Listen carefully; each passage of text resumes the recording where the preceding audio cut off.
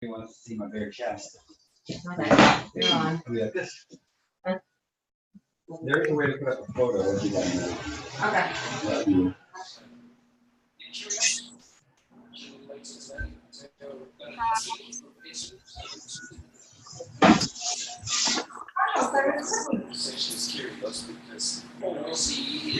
No video?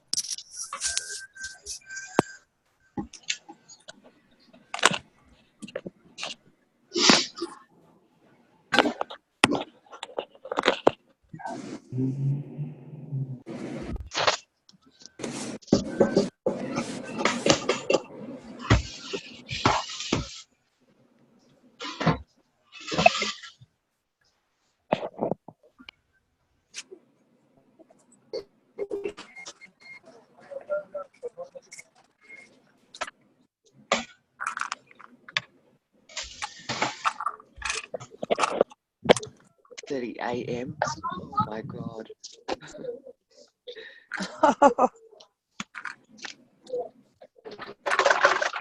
With coffee, double shot, and I have a double cup of tea next to me as well. Hi, everybody. Good morning. Hello. Hello. Yeah. Hello there. Hello. Hi. This is. Oh. Guys, Ah, me? hi there. Hi Hello. from Australia. Good, good.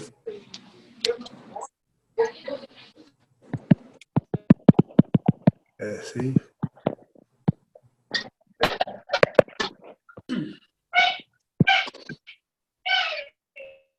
Hello from Canada.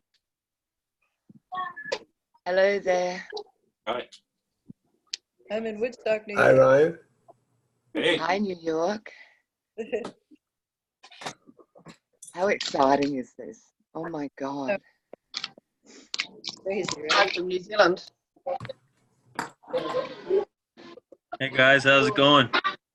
Hi. Hey guys. Hello from Hello, Nashville. everybody. Hello from Canada. Hi, Hey. Canada. LA. I'm from Canada too. Whoop whoop. Hey. For some reason, my video won't work. Mine either. Uh-oh. LA representing. LA. Hi there. G'day, g'day. Boston. Do we have Boston people? I'm from Hi. Boston.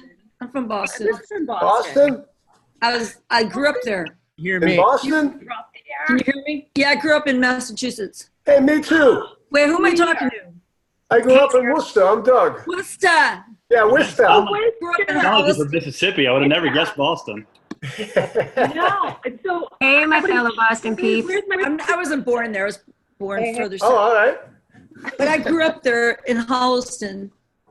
Okay. Who's going to be talking to you, Doug? In Shrewsbury. I grew up in Ashland. Oh, hi We're there. supposed to- Hey. Hey, Holmes. I grew up in Maryland, but I live in. I was born in Maryland. Video's not working. Really? Right on. Who's Maryland? Raise your hand. Excellent. Is that Layla? Hey, Laurie. Layla. Laurie. Lala. It says I'm start also video, but Laurie. it's not. My birth name is Laurie.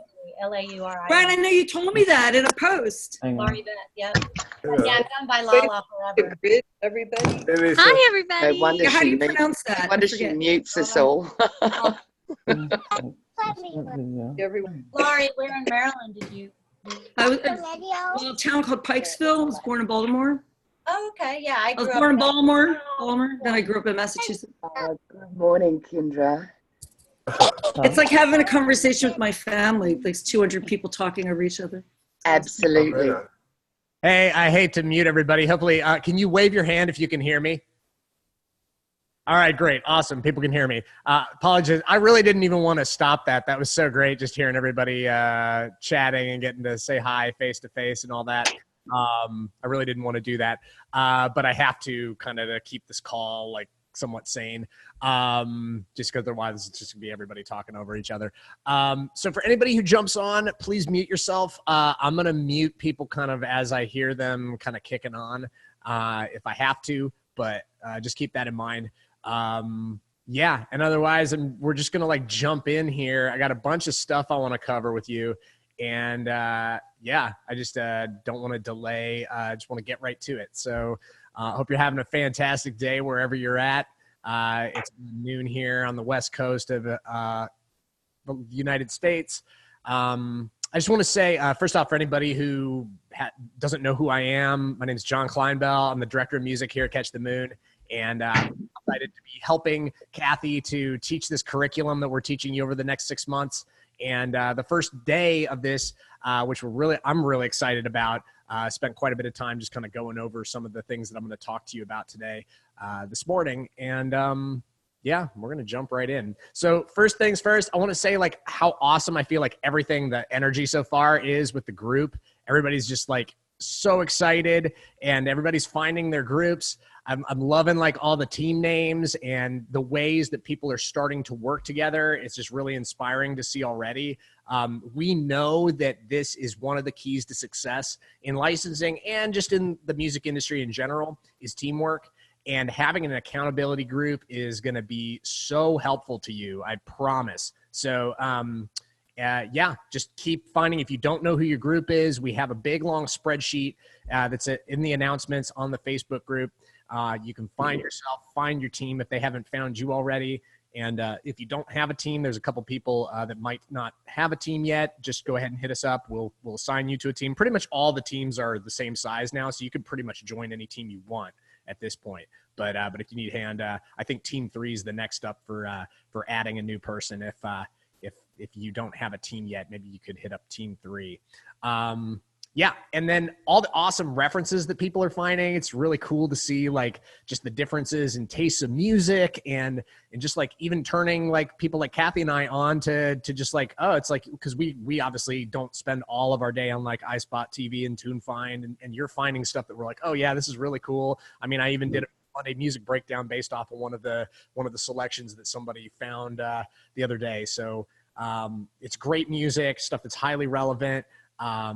For the most part. And yeah, just keep, that's the whole thing is like, we want to get our sights set on what's the target, what's the references for making your EP. I love all the enthusiasm. The one thing I want to say is just make sure to pace yourselves because we're going to be throwing a lot of stuff at you. Make sure you take every once in a while, you take a deep breath, you go out, you like, go for a walk, you make sure you're taking enough time for yourself because you're going to be putting a lot of time and effort into your groups. You're going to be putting a lot of time and effort into your music. You got to make sure that you recharge your batteries and take care of yourself too. So that's like one of the suggestions that I just want to give because there's going to be a lot of excitement, a lot of energy that's going on. And to sustain that over a 6-month period, you got to make sure you recharge your batteries. So don't forget to do that. So without further ado, I want to just jump straight in to what I wanted to talk about today with you all, which is people here.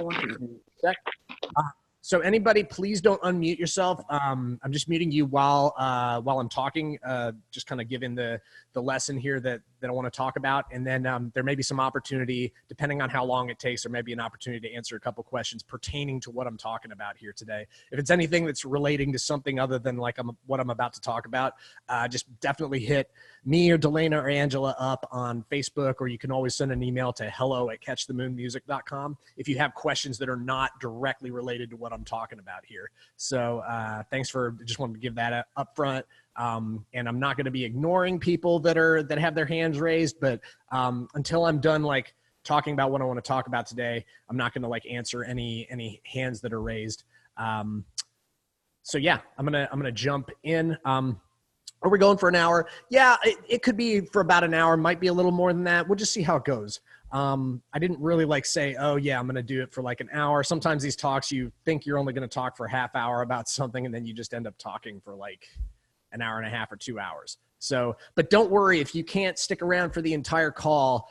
With all these calls, we record them, we post them to the group after, so you're not going to miss anything. You can always catch it later.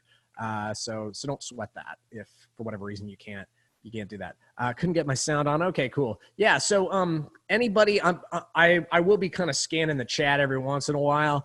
But if anybody sees a question that they can readily answer, that'd be great if I don't see it. So yeah, I'm just going to go straight into this here. So the thing that I really wanted to talk about here, this is a big thing with what we're doing here at Catch the Moon, is the whole concept of, because we want to become music professionals. We want to enter into the business world, the music industry of the music industry. We want to go from making music as a hobby to making music as a business. And what I say about that is like, now what I do want to say before like even going any further with this is that making music as a hobby, there's nothing wrong with that. Or making music just out of the will to desire music that's deep within your soul, like that's like, you're just going to do that anyways. If you're like me, like I would be making music if I didn't get paid a dime for it.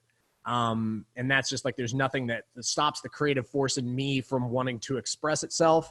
And I'm sure that like everybody in this group feels the same way. So, I say making music as a hobby versus music as a business with that context in mind. It's not saying that like creating music that's out of your own personal desire to create things doesn't have meaning and doesn't have impact on people's lives. I've literally had songs that I just wrote for my own desire, and I posted them to YouTube, and I've had people send me messages telling me how much those songs, which were literally me just like opening my MacBook and performing back when I first moved to LA, just performing into my MacBook screen, stuff that I'd just written, having people like send me very deep and profound messages about like how certain things like really touched their lives.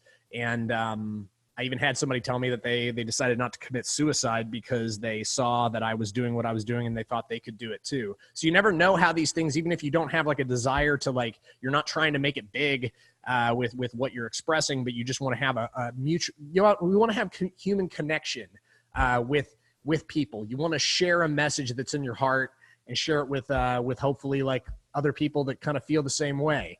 And so that's not going to change whether you're doing this out of a desire to make a living doing it, or you're doing it just because you surely just enjoy it. So just to get that out of the way first. But if we're in the business of making music, there are going to be some differences between making music as a business and making music kind of as a hobby. And I want to go through some of those differences today, and then also kind of the shift that's required typically in order to succeed in the music industry, but also just specifically in licensing, because there's a lot of parallels there, just in terms of the way in which you create music and the way in which you create music as an artist and the way you create music as somebody who's trying to get in the licensing game. It's there are definitely some similarities. So we're gonna cover some of that as well. So first off, I want to go through some of the things, kind of some of the hallmarks. Sorry about this. Hopefully you guys aren't hearing this. I think I just got a phone call through my desktop computer there. But yeah, so first off, I want to go through like some kind of the hallmarks of like making music as a hobby. So here's some of like kind of the things that you would, maybe the mentality and the way in which you go about creating music. When you're making music as a hobby, it's like you don't really have any goals with it. Maybe the real end goal is like creative fulfillment or like connection with other people. Is probably the closest thing you might have with a goal if it's just a hobby. You might want to like play the song for like some friends or family. Number two, you aren't really creating music for a specific audience. You're mostly making music out of a desire to just create stuff. And then if there's an audience for that, great. If there's not an audience for that, that's great too, but you're doing it out of just your own enjoyment. So you don't have any restrictions on like thinking about like, what would my audience really want to hear from me? So the third thing that I want to talk about making music as a hobby typically is like, you call all the shots, you do whatever you want. It's kind of like you're just kind of doing what you want and what feels good to you creatively throughout the process.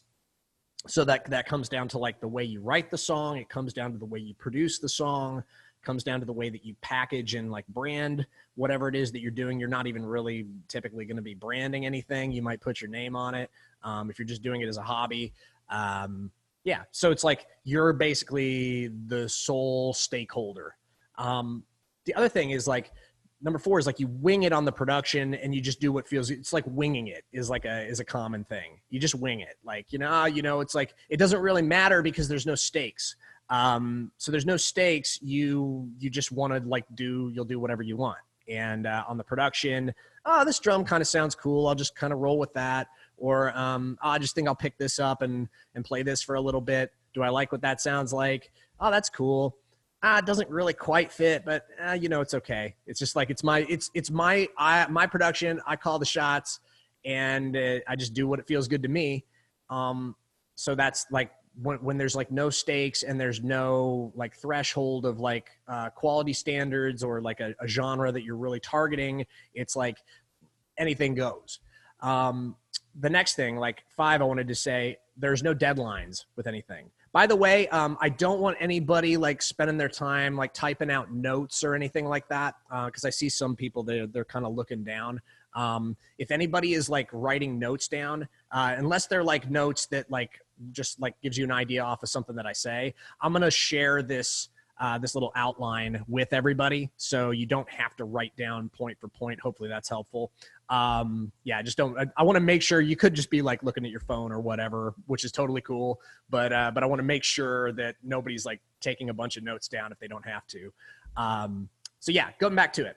The other thing, it's like typically there's no deadlines. There's no deadlines at all with like most like hobby kind of like just passion project creating stuff. It's like, you'll finish it when you finish it. And if it's, it's fine. If it's like, I didn't quite get the bass player friend of mine, they couldn't come over. It's not a big deal. Cause like, it doesn't matter if I release this month or next month. And that's just the way it is. No deadlines. The other thing, number 6, you might be the only stakeholder in this. So if it's your like personal creative expression, you're going to be going out and just kind of, once again, you're the only stakeholder. You're the only person who has a vested interest in completing it. Maybe your significant other might want to see you finish the stuff you start. I guess in some way that might be like, maybe your family's like, when are you going to finish your new song and stuff like that. But it's like, there's no like stakeholders. There's nobody waiting to like get your track. And it's, in a way there's zero pressure and you're kind of the sole owner of everything. So that's what's going on there. And then finally, 7, you don't really have any set standards from which you're creating music from. So you're not like, this is really where the song kind of needs to sit in terms of the genre, in terms of the production quality. This is like, it's just whatever standards you come up with are the standards. So that's how it goes. When you are calling the shots, you're the stakeholder. You decide what the standards are for the project. So, if you're like, it's pretty good, I'm gonna finish it. Or you're just like, I am psyched about this, I'm pumped, even if it has like stuff that, you know, if you were to like commercially release it, it doesn't sound like it really holds up. It really doesn't matter because it's your own personal project and you set the standards. So those are kind of the things when you're creating music as a hobby, when you're, and I know when I say like as a hobby, some of these things also, because I know from my own experience that some of these things were things that I was doing when I was thinking I was creating music as a business. Some of these characteristics that I just outlined are things that I was doing when I was starting to really try to make music as a professional. So this is where things get a lot of stuff can come up and it can be challenging because we all need to make this shift from making, I'm trying to like do my hands so that it shows it's going from here to here. So you make the shift from like hobby to working as a music professional. Here's some things that these are the things you got to transition to. Like when you're in terms of like making music as a business, it's a different mentality. So one, you have a clear business goal in mind. So what's your goal? With most of us here in this program, we want to get our songs licensed by TV shows, films, ads, video games, what have you. So that's our goal. That's our business goal. So we have a very clear goal versus, you know, if it's just like, oh, I don't really have a goal. I just want to creatively fulfill myself. So it's clear that there's a goal in mind. Two is like, you really know your audience. So your audience in this case is, aside from like just the general public, which is eventually going to hear the music that you make if it gets placed in a show, the main audience is the decision makers.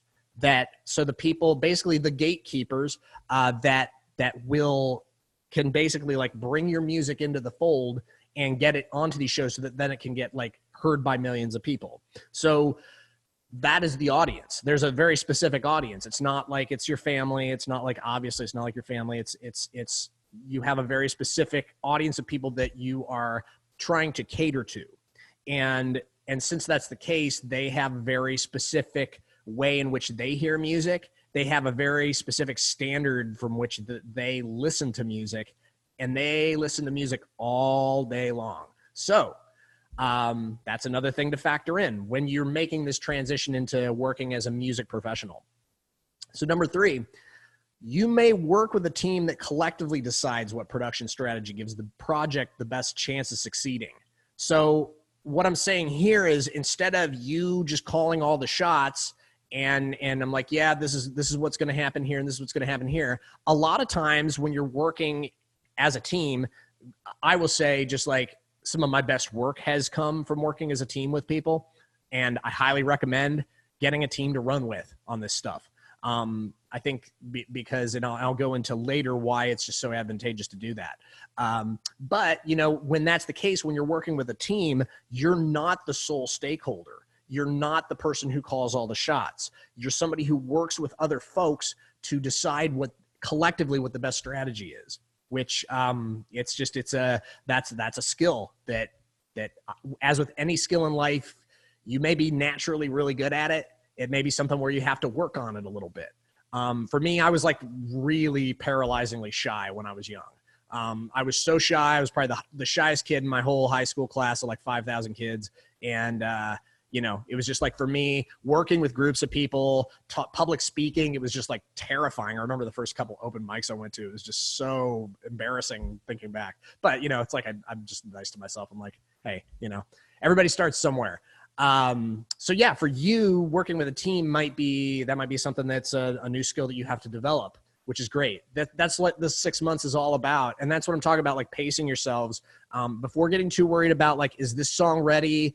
Check out this demo I just put together, all this stuff. There's a lot of groundwork that really is important, to set yourself up in the best position to succeed with creating this EP that you'll have to market when you're done with the program.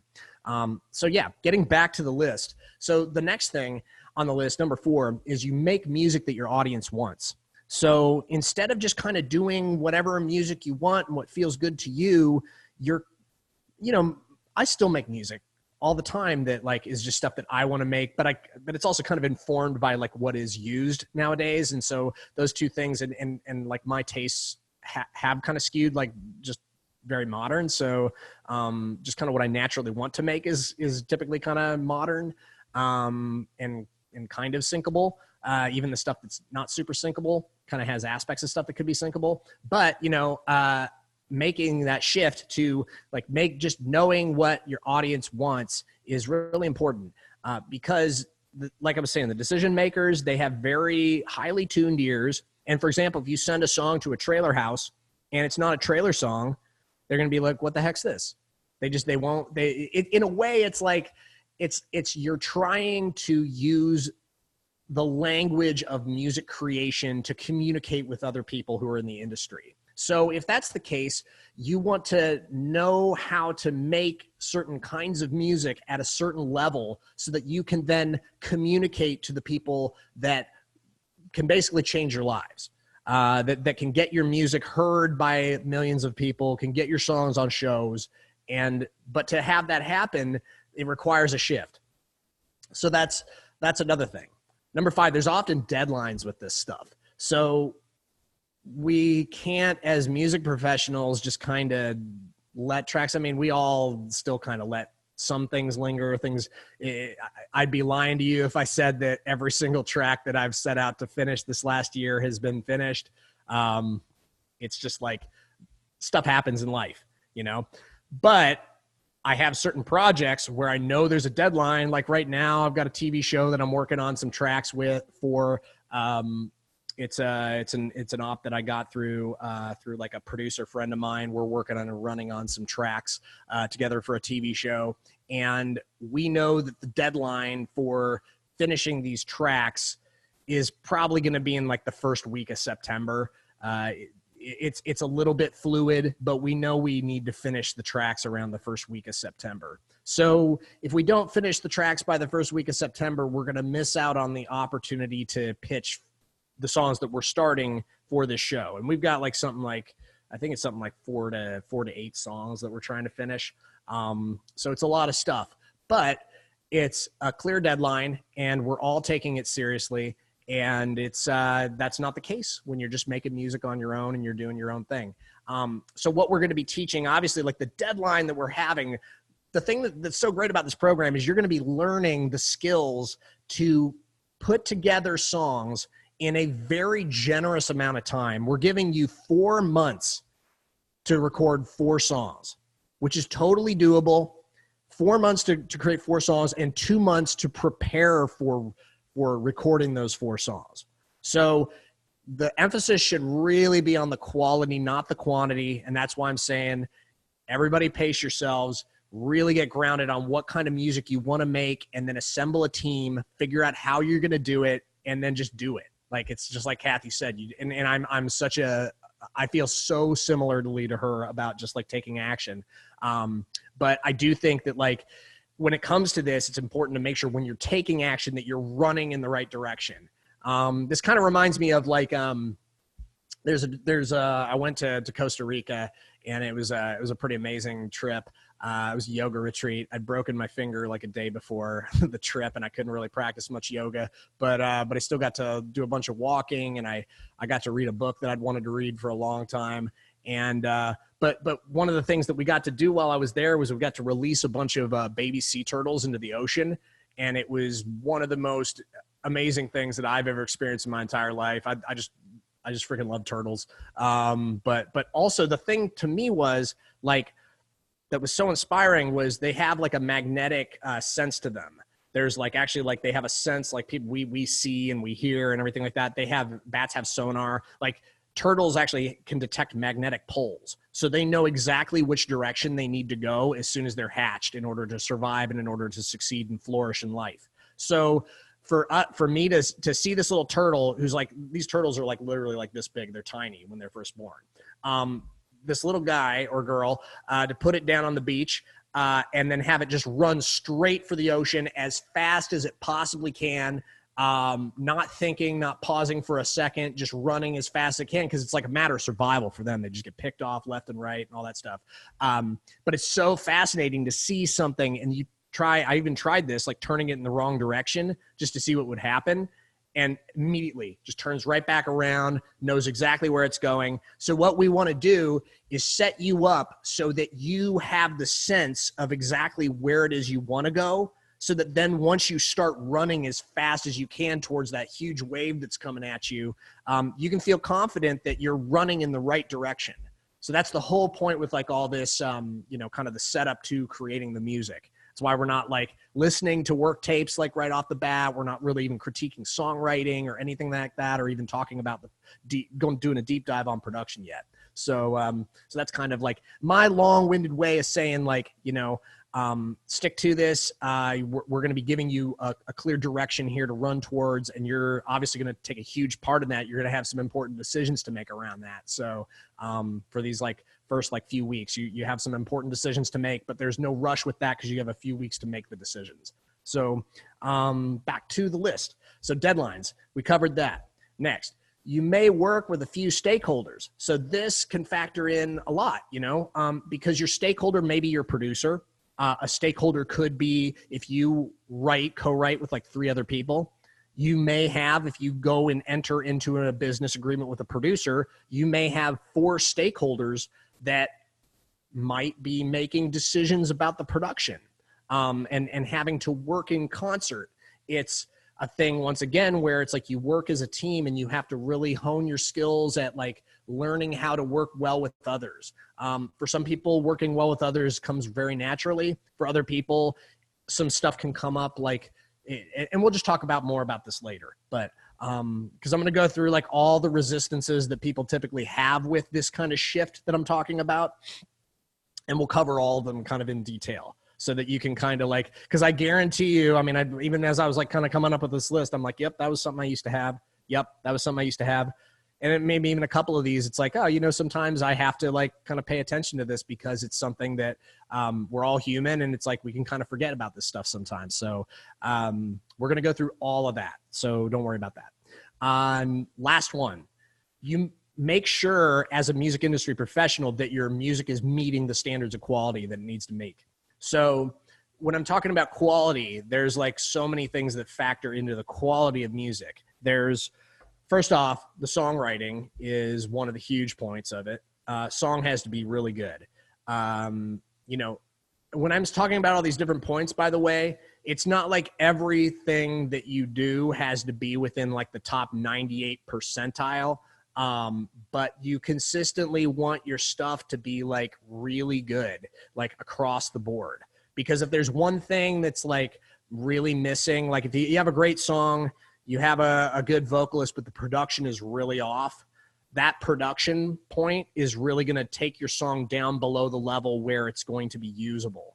So for example, that's what I mean by you want your stuff to be consistently high. And when I'm talking about consistently high, kind of along the lines of what you would hear in the stuff that gets actually placed, and just with the fidelity of the audio, the quality of the vocalists, the quality of the instrumentation, and the arrangements, and the songwriting. And is the song what genre does it fit in? How is it playing with the rules of that genre? How is it breaking the rules of that genre? Why is it that what's the thing about it that's kind of really the hooky, catchy kind of thing? What are the moments it's creating? Every single song is going to have these kinds of things that you can kind of lock into, and you're like, oh, I like this reference because it does this, this, this, and this. And so when you're making music that's kind of in that ballpark, you kind of need to be thinking in your head, oh, okay, I need to make sure I'm kind of checking this off and checking this off and checking this off. Because like I said, if there's any one of those things that's kind of really off, if it's off enough, it could be even something simple as just your mix isn't good. Mix is another thing that's important. You got to have a consistently high quality production, good song, good singer, really, really good at all across the board. And so that's what I'm talking about. Your music has to meet a high quality standard. It's the same standard that people, when the music supervisor listens to stuff, they're listening to professional quality stuff all day long. And if they hear something that's really below the threshold in any one of these areas, it might be a reason that they just hit next. Or they just they just close your thing up. So yeah, those are the main differences between making music as a hobby and making music as a business. So the shift that's required for this, it's your mentality shifts to that as someone who's creating music with a clear goal in mind. As I said earlier, your goal as a business person is to have success in having your songs used in film, TV, video games, what have you, and getting paid for it. The marketable EP of music you create during this 6 months is going to be the proof that you've understood and applied what we're teaching. So that's like, basically we're teaching you this stuff up front before you really dive in, because I know for a fact that some of you think I already have the songs. I already have them. They're ready to go. Here they are. But what I would challenge and say to you is maybe not so fast. Maybe it would be best. You might have the songs ready. You might be totally ready to just go out and hit up like Zinc or some other huge agency and land a deal with the stuff you have right now. But I guarantee if you go through this process and maybe evaluate everything from scratch, maybe try starting, maybe build an EP that's completely new material that you've never penned even until this day.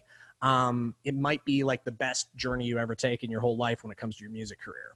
Because I know that when I started doing this, the kinds of music that I was writing was not really hitting the bar on a couple of the levels that I was talking about earlier. So I would say just have an open mind with this, because I know that there's going to be some stuff that comes up, and I'm going to talk about all the things that can come up around this stuff, because there's all different kinds of things, that emotional as well as just like kind of like logical kind of things that you're just like, doesn't quite make sense to me. So we're going to go into all that right now.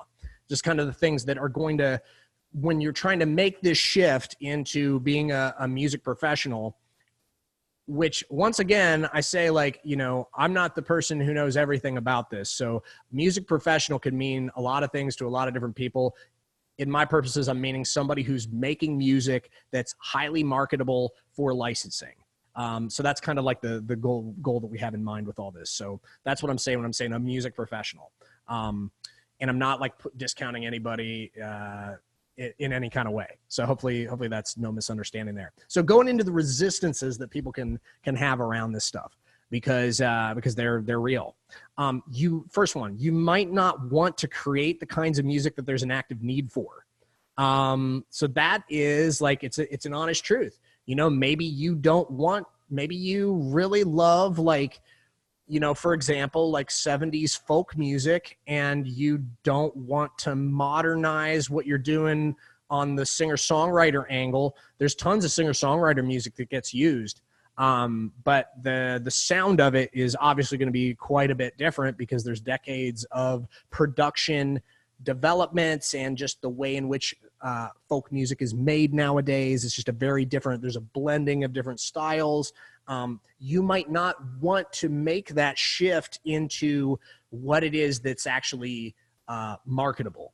Not to say that you couldn't make a song that sounds period from the 70s and potentially market it to somebody. I know that stuff does happen on occasion, but I also do know that kind of stuff is kind of rare too, because most of the time they'd rather just have a song that's actually from the 70s, because it kind of gives if it's a period show, it gives the show actual, like, I've heard this straight from like firsthand from people who make these kinds of decisions. It's like most of the time they'd rather have a song that's like gives like the whole show kind of. It's like they would rather have a pair of shoes that are actually from the 70s. In a car that's actually from the 70s. They'd actually rather have an actual song that's from the 70s. So there's that. So if you don't want to create the kinds of music that there's an active need for, in a way, you're kind of just like, I'm just going to do my own thing. It goes back to like what we were talking about earlier. It's just like, I'm calling the shots.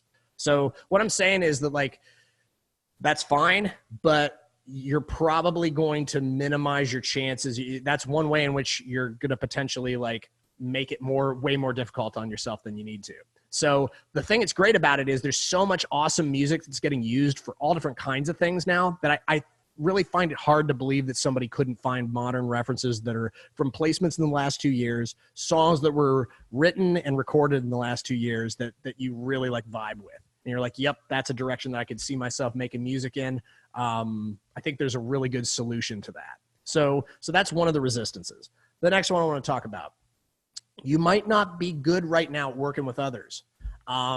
that's something that I wasn't always like good at working with other people. I remember when I was in like high school and they put me on, like, I was really good at like math when I've just always been good at math, even though I always found it boring. I remember when I was in high school, they put you on like team assignments and stuff like that. And, occasionally like you'll have somebody that's like, they're either just like not the best at whatever subject you're doing, or they just, they don't want to do it. They're just, they just don't want to do it. I was like the overachiever, like straight A student when I was in college, or I was kind of in college as well, but especially in high school. So for me, it was like, oh, I don't really want to work with this person because like I'm doing all the work and they're not doing anything. But in a way, that was just me being like selfish and kind of a jerk about it. But it's funny, like back then I think about that and I'm like, you know what, I bet I could have become like really good friends with a couple of these people if I had like, and maybe like they would have like contributed really greatly to the project in some other way, or like maybe even like a direct way if I was like more friendly to them, or things like that. So that's like one example. It doesn't really have to do with the music industry, but I think that like developing your skills as somebody who works on a team is something that we're all always trying to do. I know for a fact as a music producer, it is like probably the most important skill to have as a music producer is the ability to play well with others. And it's like one of the most fun things about collaborating and being in the studio environment is just like getting to know people, getting to get their input, showing them that I really respect and value their input, and involving them in the process. So that's a thing. It's like, but developing that skill, it's like maybe up until this point, you've been like doing everything that you've done creatively, just kind of in your own world, in your own, like, your audio cave or wherever, like whatever your like secret retreat of your creativity is, like you've been creating from that space. And to succeed in this, you may need to come out from that and involve yourself in like a collaboration, basically like a business partnership with other people in the class, or just other people that are in your area that you can really just run with and succeed with this. So it's a skill that you will learn, but you won't learn it if you don't try. So really just got to practice. You got to start doing it. And that's part of what is so fun and exciting about these groups that we put everybody in. You're getting the opportunity. You don't have to, by the way, you don't have to write with anybody in your group if you don't want to. You can write with anybody in the course. You can write with anybody who's in your local area. You can write with anybody who's in New Zealand or wherever you find them. It really doesn't matter. The groups are for accountability, but in a way, this really like will help you to learn how to work together as a team and hold each other accountable and have fun along the way, encourage each other, lift each other's spirits when you're feeling a little down. And yeah, so get on those groups if you aren't already on them. And if you don't have a group, you don't know where the group is, we have the list of groups that's up at the top of the announcements in the Facebook group right now. Or you can just hit us up, hello@catchthemoonmusic. So the next resistance that I wanted to talk about, I'm going to take a drink of water though first. It's so great to see all you lovely faces. All right, so next up. You may question what you can bring in terms of resources to a music business collaboration. So this is something like, it's an insecurity that you might have right now about like, well, you're just like, I don't know what I can really bring into something, maybe you're just like, you have a very narrow, it's like, I'm a guitar player. That's all I do.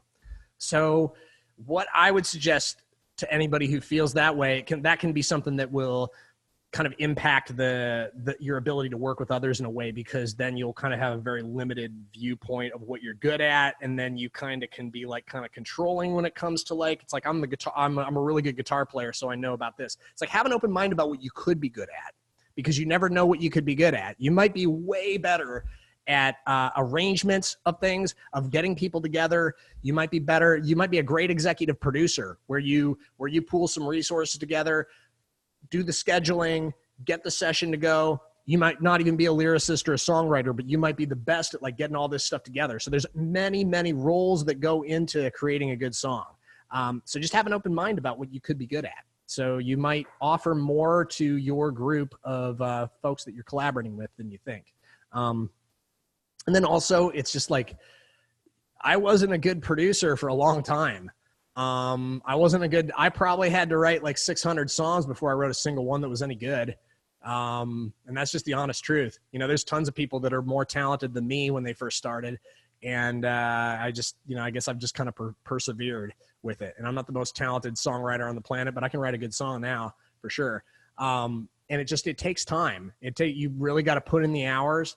But every one of us has our own gifts that we bring into this whole thing. So make sure that you honor your own gifts when you enter into collaboration with others, and negotiate from that place. Like really, like, come from your strengths.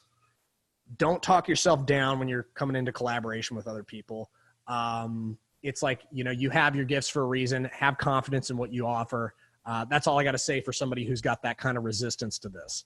The next thing, you might not know what kind of music you want to make, which is perfectly okay. You have time to figure that out. So right now is a great time to start. I know somebody in the class just put together a playlist on Spotify. I know there's like probably dozens and dozens of playlists of licensable music. Almost all the major licensing agencies have playlists on their websites of stuff that they're pitching. TuneFind, iSpot TV. There's so many places that you can find music that you want to make. There's so many places to do it. So there's no real excuse there. It's just like, for somebody like me, for example, it'd be like, for me, it's sometimes like hard for me. I'll go to the grocery store and I'm looking at like the 4 different kinds of organic, like non-dairy spreads, and I can't decide which one to buy. You know, not that I always buy that kind of fancy stuff for everything, but it's like I'll have like a decision. I just like I can't make a decision. So if you're like me, you might have a hard time at first because there's so many different things you can do. But I would suggest finding a direction, and I do think this is just my opinion. It would probably be a good idea for whatever your EP is, to have it be kind of a cohesive collection of songs that are kind of in the same genre, and it really helps as a marketing package. So that's why spending the time figuring out, what could I spend 4 months, what kind of music could I spend 4 months making? And at the end of that 4 months, I'll have a package of songs that I've learned a ton of stuff from, and I'll be able to pitch it around. I'll be able to get feedback. I'll be able to hopefully get that stuff landing in some places. And that's like the whole point of this. So just take your time with it. You got a few weeks here to figure out what direction you're going with it before you even really need to start worrying about songwriting. So yeah, that's what I got to say about that one. The next thing I want to say is you might not know your audience. So that's another thing. It's like, you might not know who you're going to be sending the stuff out to. Are you going to be trying to target trailer houses? You're going to be trying to target agencies, individual pitch people? Is there a certain roster? Is there a certain agency that you want to work with? And if so, you might need to do research to figure out what kinds of music they specialize in, what kind of music that they typically take in. It's kind of good homework to do, because there's certain agencies where they specialize in certain kinds of music, but they also might have a ton of a certain type of it. So one thing an agency doesn't want to do is have like too much of one kind of thing, because then there's not enough to go around. They don't have enough opportunity to pitch when if there's an agency that specializes in like indie rock, if they have too much stuff that's like, if most of their stuff is indie rock, they might not want any more indie rock because they have too much of it already, but they find that they keep getting pitches for like, you know, maybe ethereal explosions in the sky kind of stuff, but they don't have enough of that. So there might be a need for them to add some of that kind of music to their library. So there's different opportunities that come with different agencies. And so it's important to think like, who am I trying to get this music to? But then also like, am I trying to make music that's primarily for films and TV, like background kind of stuff? Or like, am I trying to make music for ads? So it's like, it just boils down to, you sometimes have to make a decision, because music that's typically used in ads is a little different than music that's typically used in like film and TV. There's going to be some stuff that crosses over sometimes, but you have decisions to make there. So if you don't know, once again, it's a good time to start thinking about that. Like maybe peruse some agencies, see what kind of their rosters sound like, see what kinds of shows you like the music of. Because some of that is going to inform the kinds of bands that they use, and that might inform some of the references that you pick out as like stuff that you want to make on your EP. So hopefully that helps with that one. I got a few more, and then we're pretty much going to be done. So thank you everybody for kind of bearing with me with all this. So the next like resistance that people might have to making a shift like this is that you might be a procrastinator and you might hate deadlines. So this is something that, you know, it's a thing where if you don't like deadlines and you are somebody who doesn't like taking action, it's going to be hard for you to get the stuff done. And that's where, you know, there might be some people on your team that are a little bit more like their brains are just a little more wired that way. Sometimes you could collaborate with somebody that's a little better on the organization side and a little bit better on the let's do this, let's get this going, like the motivational, can you finish this for me like by the end of the day? You might need to partner with somebody like that, or you might need to like just look inside yourself and say like, am I willing to step up today and do this thing that I promised my collaborator that I was going to do? And I'll tell you, one of the things that I've found is that like once I kind of think of it that way, I'm like, oh, I'm not doing this by myself. I have like a team that is depending upon me. It really makes it hard, especially when you start to develop friendships and you start, there starts to be like a connection and a relationship that is involved with this. And there's business relationships, but your business relationships often turn into also friendships. And it's like, you don't want to let your friends down at the end of the day. And in a way, we all don't, like in this class, we're all friends. We don't want to let each other down because we all love and accept each other for who we are. And that's like the whole thing with this is we're trying to like support and nurture each other. So let's not let each other down and let's do the best we can. And for everybody who can't like, you know, if you can't like find the courage or you can't just find the time to do something in a week, you know, everybody's going to have compassion for you. This is a very safe environment to explore all of this in. And like I said before, we're giving very generous deadlines with like finishing an EP in a 4-song EP in 6 months is certainly within everybody's ability. So, you know, it's just at the end of the day, it all boils down to like whether you can do it or not. And I believe that everybody here can. It's just a matter, you got to put it all together. So, and we've all got your back. So, and don't hesitate to lean on us collectively if you need anything. That's all I got to say on that one. So next, number 7, you might not know if your music meets the quality standards of today's modern landscape of music. So this is where ear training comes in. And we're going to be talking a lot about ear training. Part of ear training is listening to references. I would suggest that everybody immediately start listening to references. Just start listening to them. Listen, it doesn't matter if it's a genre that you enjoy. Just start getting used to the quality of music that's being produced today.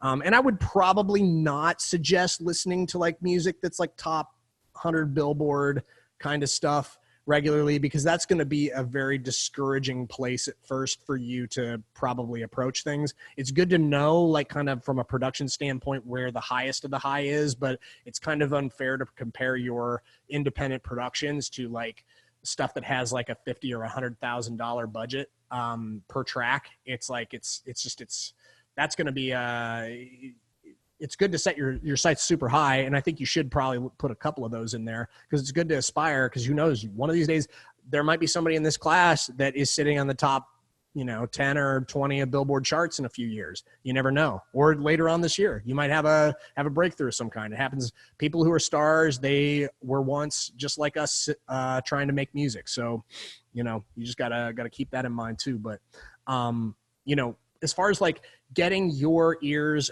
trained on like what, especially for genres, like certain types of sounds, like in certain genres, the drums and the bass are very important. And it's important that the quality of the bass and the kick have like certain characteristics to them, and starting to train your ears around like what works for that genre can be just so helpful. My ears have like taken leaps and bounds in terms of like their ability to kind of pick out like the nuances of a production. And then I kind of, once I do that and I start practicing when I'm producing at that level, what ends up happening is that like pretty much everything starts to elevate. My whole game starts to elevate. And then I'm constantly listening to references.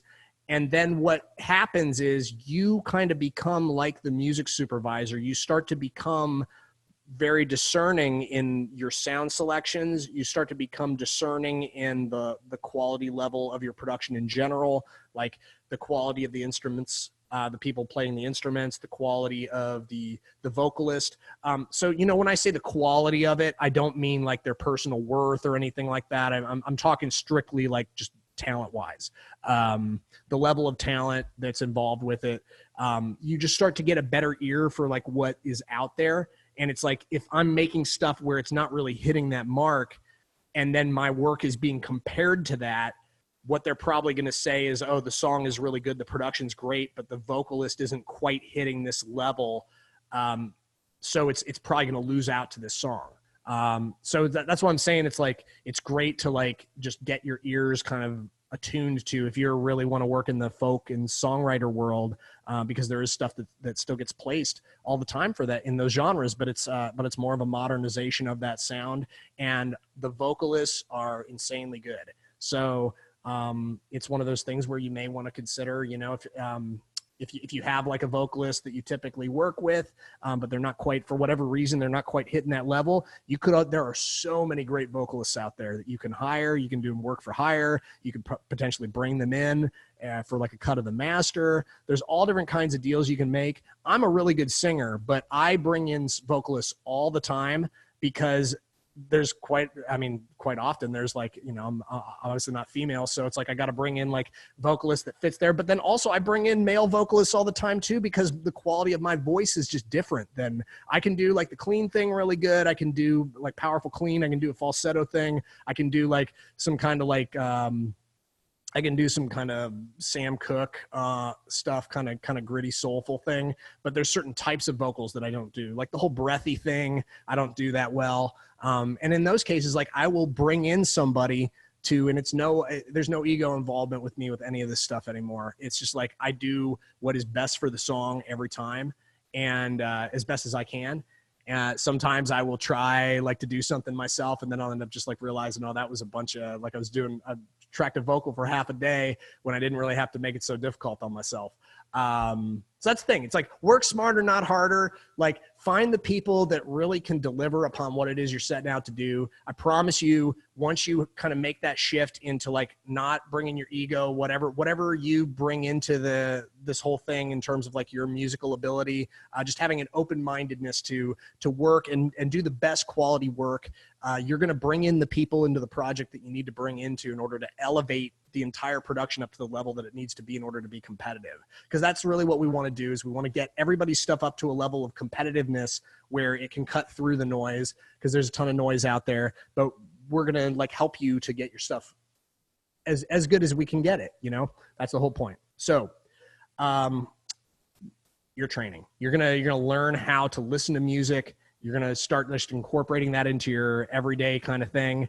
Just when you're in the car, instead of listening to stuff. I mean, I listen to albums that I have certain albums that I just listen to, like Paul Simon's Graceland, or like, you know, Cake is probably my favorite band on earth. So I have like a vinyl collection of like all their albums. But I mean, I'm not listening to that stuff constantly, because like, it's not like what helps me inform like my day-to-day decisions. Actually, the music that I listen to the most is like references, as I'm like A-Bing, like if I'm A-Bing a mix or something like that, or I'm just like, oh, there's a brief that came in. I got to listen as the music director at this licensing company. I got to like listen to the music. I'm like, okay, it's kind of got like this kind of pocket with the tempo, and it's got like this kind of vocal over the top of it. And then I go through our library and I'm like, okay, this kind of feels like it's in the ballpark of it. And I'm using my ears a lot with that. So that's another thing. Like the people at agencies, they're quite similar to, because they have to make decisions that help inform like other decision makers. We're basically like kind of have to have the same kind of mind when we're listening to music. So that's another part of the audience you got to think about. Like the people that are licensing stuff, that's one thing, but also the people that are pitching stuff is another thing.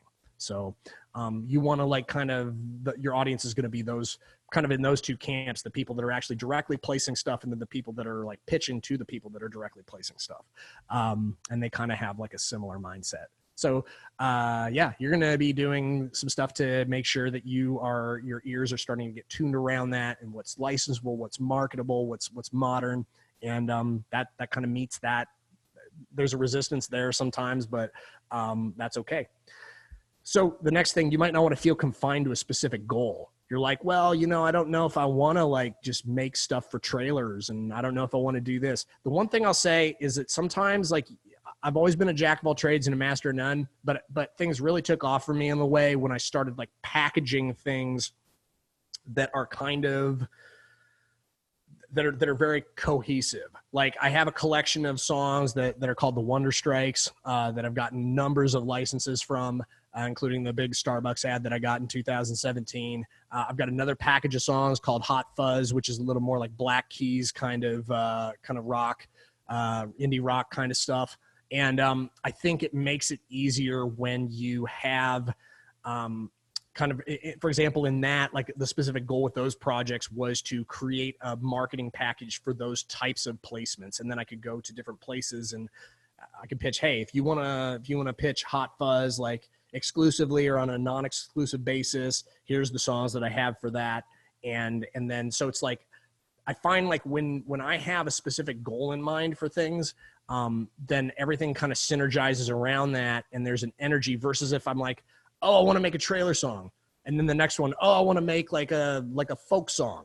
Oh, I want to try making like a hand clap stompy kind of thing for ads. It's like, if you try to do everything, you're probably not going to learn too much about any one of those things. So what I would suggest to you is maybe picking one thing that you want to try to do. And just for 4 months, all we're asking is for 4 months that you try to put together a collection of songs that are in that style. It's going to be okay if your songs are all over the place, but I guarantee you it's going to be easier for you to market those songs if they're all kind of in the same bucket. That's my 2 cents on it. Once again, it's your creative life. It's your music. This is your music career. So if you want to spend 4 months like trying different things, that's fine. But I would suggest that it's better to put together a collection of songs that really fit into what it is that you want to really excites you about, like the licensing world. And then just really try to nail it on the head. You'll have your first production. You might have some stuff that's really great with it. You might hit a home run right off the bat. You might not. And then the next song, you'll learn a ton. You'll already have kind of the machine oiled, and then you'll probably do a better job the second time around. Or maybe the third song that you do in that genre is going to be the one that's like, that's where you take a real leap. So as with anything, you got to put 10,000 hours in. Not to say you have to put 10,000 hours in to kind of get a genre. You probably don't need to spend that much time. But I do know, like as a songwriter, as a recording artist, as like a producer, there's certain like things that you have to put like the 10,000 hours in, and they don't really transfer. But yeah, I think that there is a certain amount of that applies to creating music and creating a collection of songs. There's a certain growth that you'll see if you kind of stick to one thing and really try to do it well. That's just my 2 cents on that. So, but you don't have to feel confined to a specific goal if you don't want to. I just think it might be harder for you to market it. And you might not see as much growth in one area as you would see if you really focus on one thing. So back to the list, got a couple more, I promise, and then we'll probably might have a time to answer like a question or two. But number 9, you might not want to sell out. So this is a common one. Nobody wants to sell out, and that's not what any of this is about. I can tell you with utmost confidence that the music that I make is more authentically me than it's ever been in my entire life. And it's also the most marketable stuff I've ever made in my entire life, because what ended up happening for me is my tastes kind of changed a little bit. And also I had a willingness to try some new things. And I also had the ability to be honest with myself about what I did well and what I didn't do well.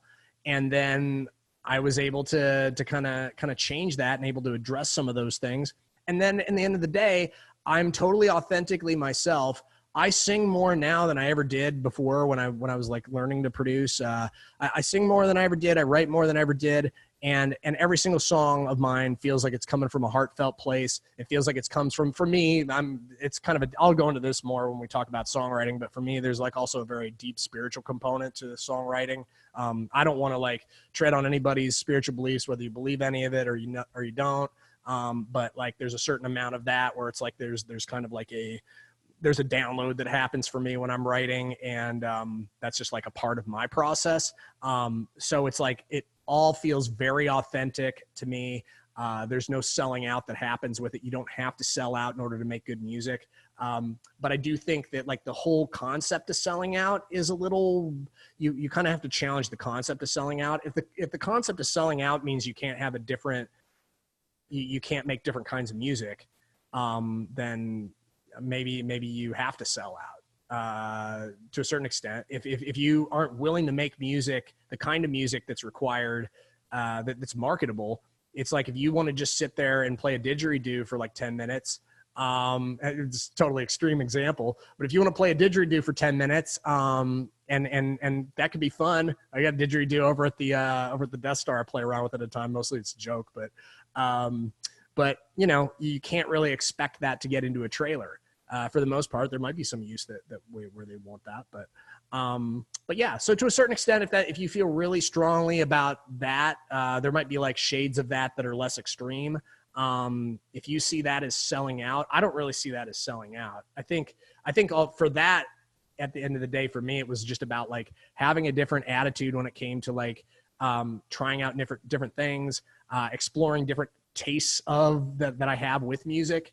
And I ended up finding out there was so much kind of music that I enjoyed both like listening to as well as creating, that the world is just full of just an explosion of different genres and things that you can play around with that are marketable. So for me, it never felt like it was a selling out process. And then it's just like at the end of the day too, when you start to learn how to make songs that are more to the point, they're more effective, it actually makes the message that you're trying to relay to people more powerful. And then you end up finding out that more people end up hearing your music because it gets on. I see somebody getting a didgeridoo. I love the carvings on that thing. Is that paint? Oh, it's like, that's great. That's hilarious. I knew somebody in here must have had a didgeridoo. Take a little quick drink of coffee here. So there's no selling out that's going to happen here. You know, if you have a really strict interpretation of what selling out is, I don't know anybody who is successful that is ashamed of their success in the music industry. So, you know, if you do well, I think people who kind of see like, oh, they succeeded because they sold out. I think it's like, in a way, it's like you're kind of limiting your ceiling because you're kind of jealous of them. And it's like, how can you ever enjoy success yourself if you like, if you kind of like are hating on somebody for being successful? It's like, in a way, you're kind of hating on your future self when you become successful. It's kind of a trip. I thought about that a couple of times. I'm like, why am I feeling jealous about this person? And then I realized, oh wait, I don't have to be jealous about them at all. In fact, I can just like reach out to them and see if they want to work on something. That's stuff that happens. These kinds of realizations, by the way, are going to happen for everybody in this program. This is something that's for sure. I'm sure I've seen changes in people already. Just, I mean, people talking about like just the real tears that they're experiencing, like sharing these like childhood level desires to express themselves and to be heard. There's going to be changes that happen at this level throughout the 6 months. So I'm looking forward to being there when you all share about this. And I love every single post that you guys share about that kind of stuff, because I've had so many changes in my life that have been at that level as well. I can really relate. Last thing I wanted to talk about, as far as resistances, you may not want to admit you can't do everything really well. So when I say this, it's like I used to think that I had to do everything by myself. I used to think that, I remember when I first moved to LA, I'm like, okay, I'm going to produce a couple albums. I'm going to like be big. I'm going to play the Hollywood Bowl. I'm going to do this, do that. I'll be like John Mayer and Jason Mraz and all that stuff. But my mentality was a really selfish one, in that I thought that like I could just kind of do everything. And it really limited it actually prevented me from aligning with people that could see my natural gifts and help to amplify them in the context of what they do well. And that's what is such a blessing to me in my life nowadays, is it's very rare that, and I produce stuff all the time. I produce stuff from scratch. I do tracks where I'm like working with an artist and I start it from the beginning. I take it all the way through to the end. I even mix and master it. I do that. but I would say that's like a minority of the projects that I work on. The majority of projects that I work on are in collaboration with other people. You know, I'll bring in my manager, who's a phenomenal drummer all the time on stuff. I'll hire a bass player. I work with a world-class cellist. I don't play the piano. I'll bring in a piano player. It's just like, it's one of those things where it's like, if you're not good at something, you can obviously learn how to do anything, but it's so much easier when there's already such an abundance of experts and people that are really good at doing certain things. It's so much easier just to just start entering into agreements with people. Start working with people. Some people you might have to hire at first. Some people you might always have to pay to work on your projects, but sometimes it's really worth it. You know, there's some session players that I work with regularly that I pay them their rate, and it's like I know exactly what I'm getting. I'm getting something that's like totally professional grade. Same thing goes with mixing. You know, I'll do a lot of sometimes if there's budget for it, I'll hire an outside mixer, and it makes a world of difference.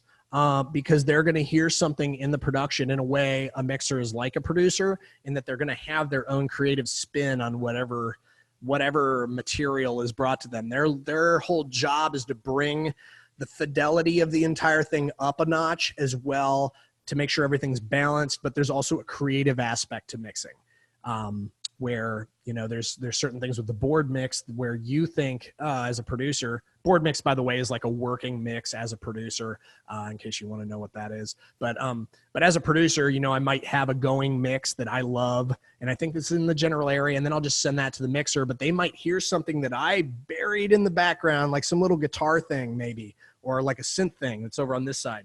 And they, for whatever reason, they're just like, that is the thing that really needs to come up. So, and then it ends up like making the song like so much better. And you'll just be blown away by you're like, wow. So this is why somebody specializes in mixing. They're going to bring a different aspect to it that would just never happen if I was just kind of running the show and doing it all myself. And it's just not going to be better. Like most of the time, it's not going to be better. Sometimes sometimes my board mixes, for example, mixing, I've had a couple times where the board mix is actually picked over the job that the mixer does. That doesn't make me the best mixer on the planet. It's just like the vibe of my mix they liked better. So, you know, there's going to be times where just because you work with somebody doesn't mean it's going to be like the thing that really changes things. And you always have the ability as a team to decide what makes your song better, what makes it not better. But like as a whole, like getting professionals involved with your project, and you want to think about it like that. It's just like you're getting other professionals in on your project at some level, you know, and determining what what your areas of expertise is what's going to help you all figure out how you can collaborate together and help you form kind of teams that you can run with on certain projects. So I'm not saying that everybody has to do this. Obviously, you can collaborate with whoever you want in this program. But I remember when I was first starting out with licensing, I was writing pretty regularly with a core of like 3 or 4, maybe 5 writers. Pretty regularly, we were all writing together, and then we ended up like putting together packages of songs based off of the songs that we wrote. We wrote tons of songs, and only very, very few of those songs actually got recorded because we picked the best of the best. And but then we all kind of ran together. And we pooled resources together in some cases to hire outside producers that we really wanted to work with. And or in some cases, like people pooled resources together and they hired me or they hired somebody else for stuff. It's just like there's all kinds of, or you may have something in this class where there's like a really good I have no doubt that there are like great producers that are in this group. Just based on like the conversation that I've had with some folks already. So, you know, there may be some folks in this group that are open to collaborating, whether it's partially on spec or it's like a thing where people pool resources together and hire them to do it. There's definitely, and once we get to the point where we're like, you really should be looking for a producer now, we're going to set you up with different resources. We're going to give you like different places you can look to find a producer. But it's never too early to start with that search. If you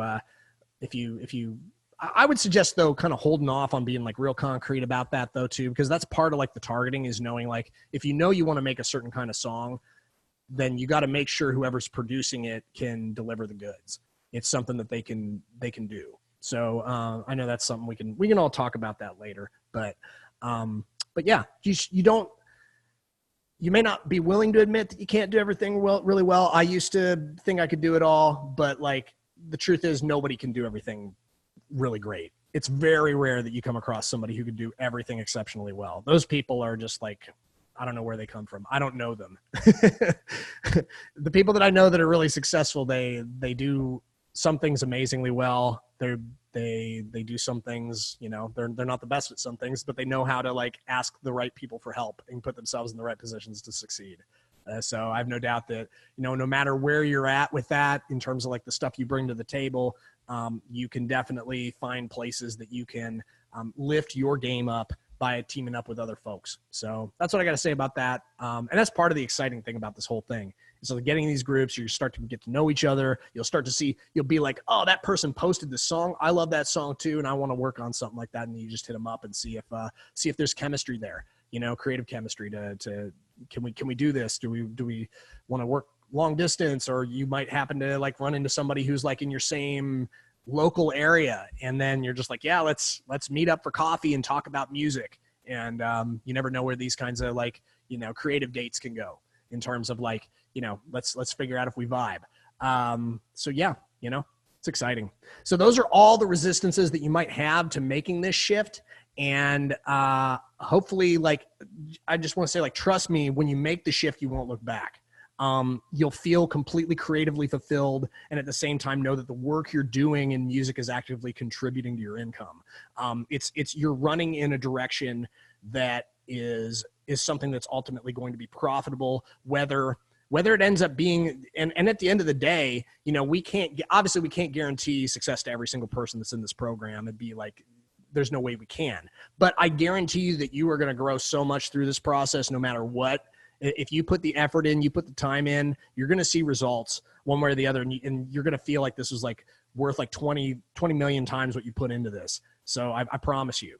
So yeah, that's what I got to say about that. I think I have time to answer like a couple questions here if anybody has questions.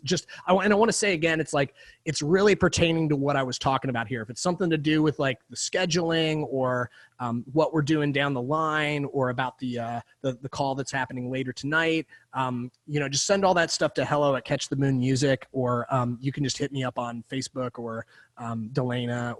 She's also happy to help you out with that kind of stuff. But for right now, if you have any questions about any of the stuff that I talked about, feel free to just drop it in the chat. Or let's see, by board mix, you mean work mix, right? Not a breakout console mix. Yeah, so board mix, I mean just a work mix. Yeah, that's just the concept. That's just the term I use. A bunch of producer friends of mine use that term, and I just kind of picked it up. It's just like a working mix in progress. How does it work to quickly establish the legal split? Yeah, that's good.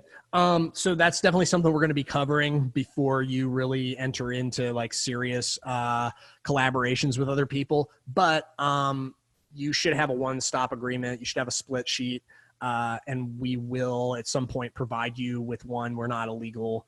I actually have one that I'm happy to share with the group. It's not. I'm not a lawyer. The person who originally drafted it was a lawyer. You may have to have your lawyer take a look at it and see if it is good in wherever you're at. And obviously we can't vouch for it being like watertight. But I've been using it for the last few years and I haven't had any issues with it so far. So yeah, that's good to have a split sheet. Yeah. So Christian, I'm happy to share the template that I have. But like I said, again, it would come with, and it's going to come at a later time. I'm not going to share it like, until it's a little more relevant. We're going to cover some of the legal stuff a little later in the program, but, we will be sharing that at some point. And I'm happy to do that. Just keep in mind, I'm not a lawyer, and, yeah.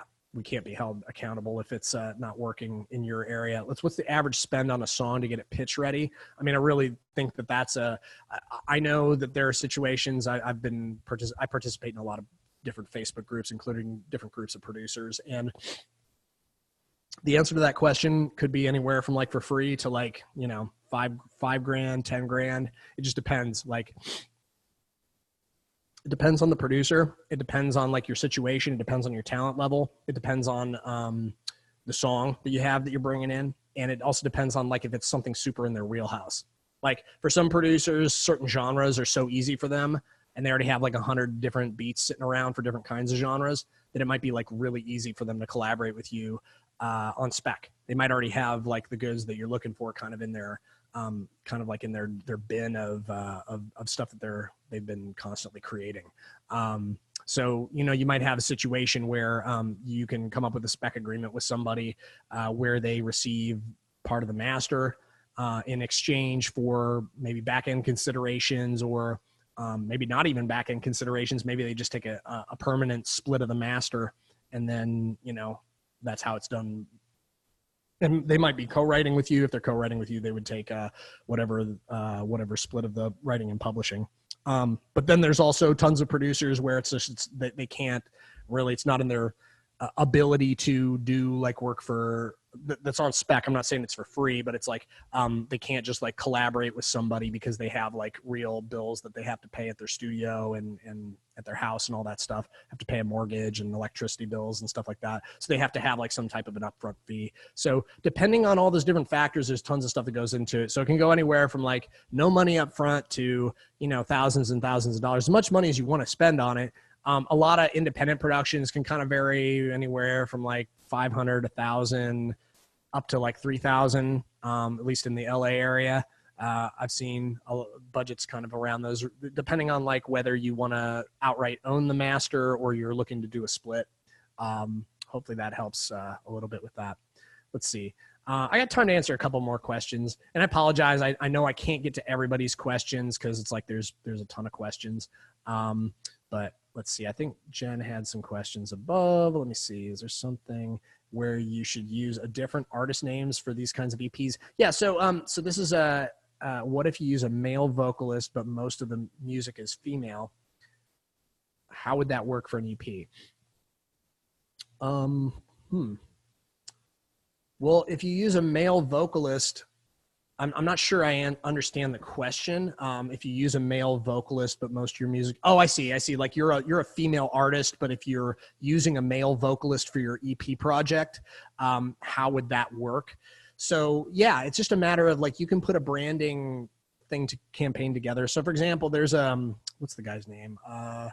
Tyrone Wells. There's this guy who's insanely successful at sync, and his name's Tyrone Wells. He's been a singer-songwriter, an artist for, you know, probably a couple decades. But he has several projects that are sync related.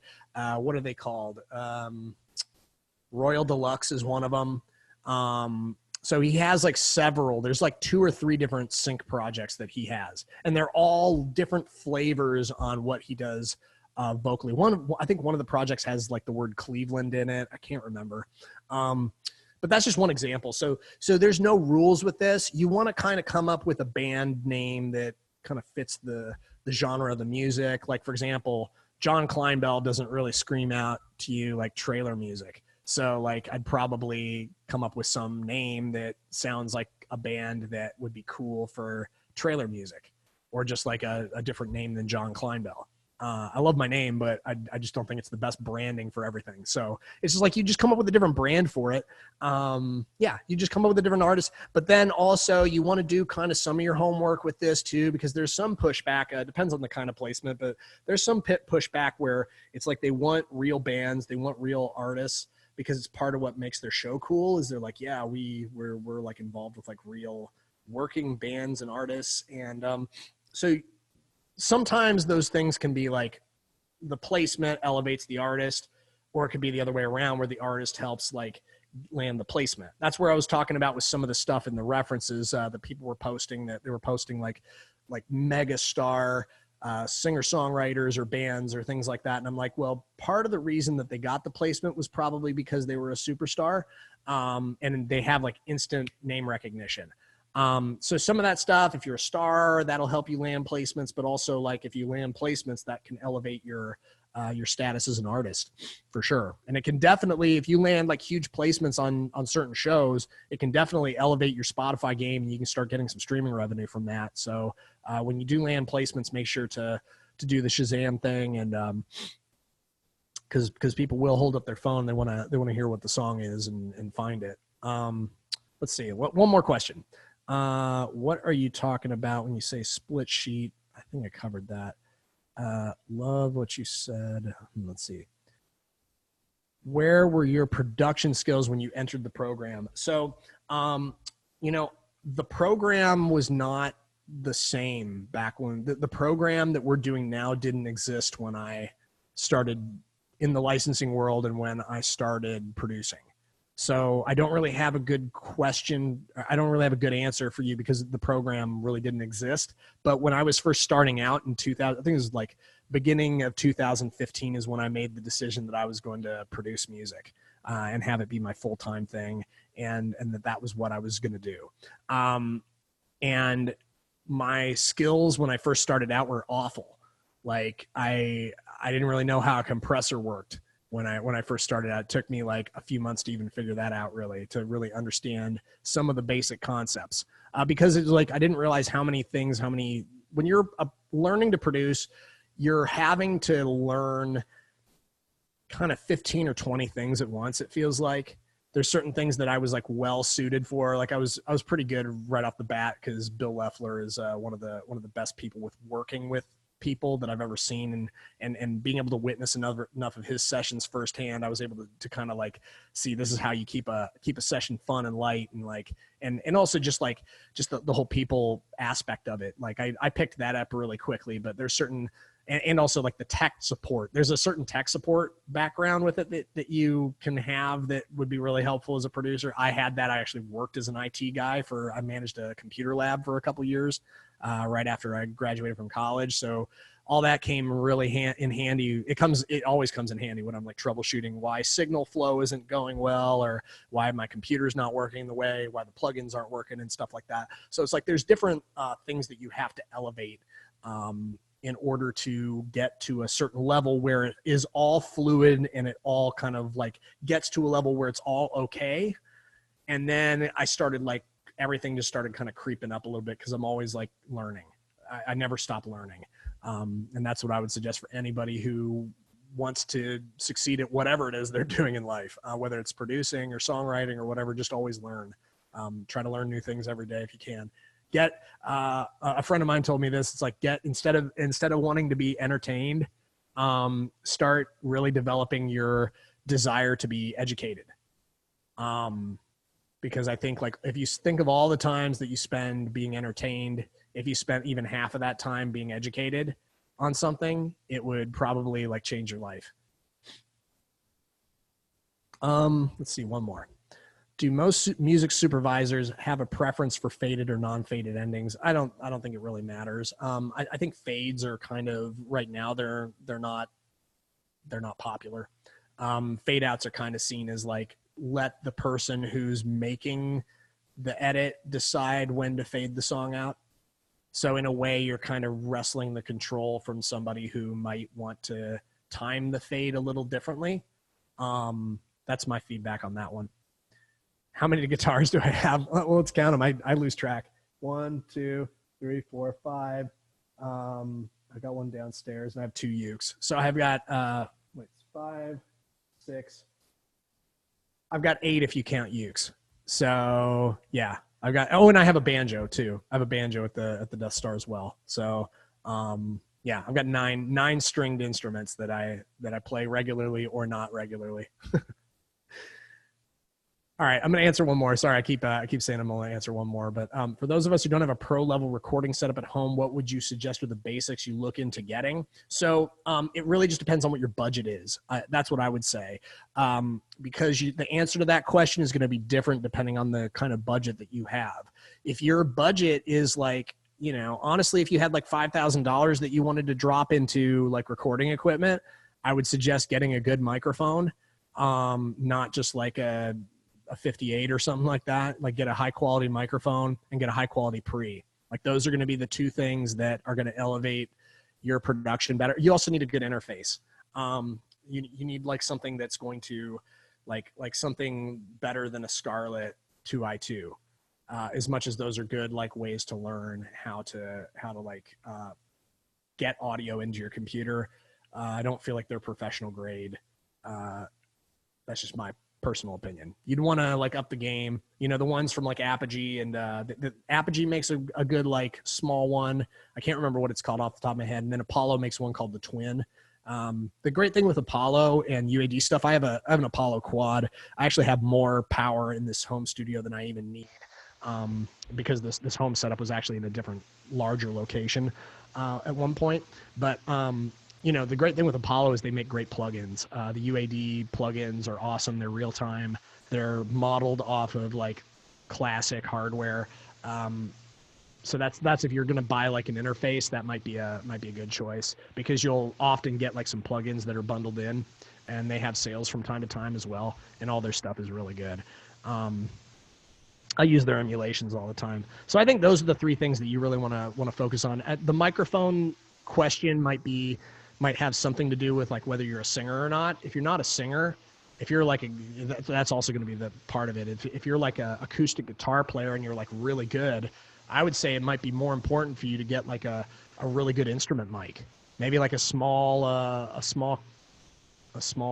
condenser, versus like a Neumann, you know, large condenser. Large cardioid condenser microphone might be better for you to just get like something that's like a, you know, a KM184 or something like that. But this is like a long conversation, and it really just depends on the person who's asking it and like what it is they're setting out to do and what budget they have. If you don't have a computer, that's actually the thing that's like really a trip about all of it is like at the end of the day, if you don't have a computer that can run your program, you can run your software well, that's a purchase that you have to make. Regardless of what you're doing. So you kind of have to think backwards from that. You have to think, is your computer up to the task? If so, what's your interface? Then what? You probably need a microphone, and then anything else that you have on top of that's gravy. You'll probably need monitors, some decent monitors, maybe some rockets or something like that. Some KRK rockets are pretty good, like cheaper monitors. And, you know, I'm happy to share, like if anybody wants to hit me up for, I know a really good article that was written by somebody who really knows what they're talking about when it comes to like different gear recommendations for like medium budget. When I say medium budget, it'd be like if you had like five or 10 grand to set up like something that's like super pro, versus like if you wanted to like really entry level, try to get into things, like what would be like the minimum amount that you could spend. I would say you'd probably want to have, if you're a vocalist, you'd probably want to have at least like, you'd probably want to have $2 or $3 grand to drop into it, because you want to have a really good microphone and you'd want to have a really good interface, because the interface, I think the Apollos and the Apogees, they have like they have a preamp built into it that's pretty good. So yeah. Hopefully that all helps. I'm happy to, like, you know, as the course continues to go, I'm happy to have this be like just a continuous conversation around like, you know, home studio, like do's and don'ts, and you know, happy to help out however I can.